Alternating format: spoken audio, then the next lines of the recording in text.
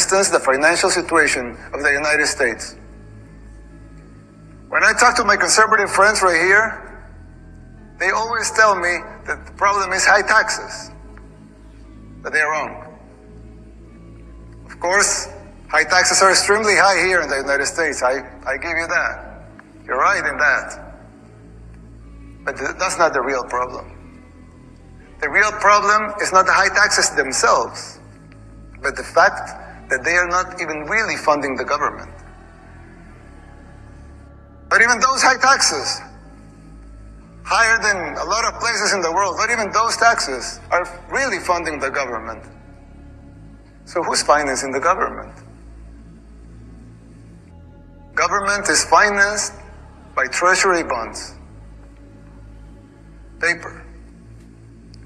And who buys the treasury bonds? Mostly the Fed. And how does the Fed buy them? By printing money. But what backing does the Fed have for that money being printed? The treasury bonds themselves. So basically, you finance the government by printing money out of thin air. Someone could ask, well, so if the government can print unlimited amounts of money out of thin air, why do they collect taxes?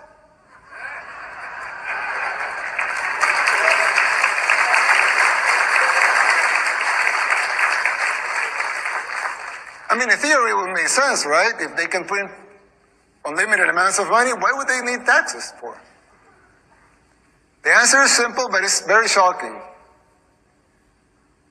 The real problem is that you pay high taxes only to uphold the illusion that you are funding the government, which you are not. It's shocking, but it's true. The government is funded by money printing, paper backed with paper, a bubble that will inevitably burst.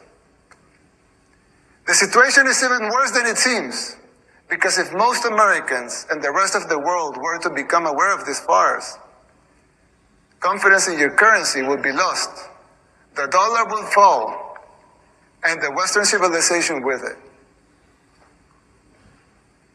If the next president of the United States doesn't make the necessary policies and structural changes, sooner or later that bubble will burst. There's still time. You don't have to make the same mistakes we did in the 60s and the 70s.